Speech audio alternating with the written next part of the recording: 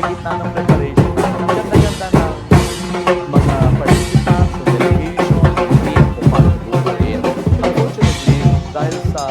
malaking hamon ng gera doon sa Middle East,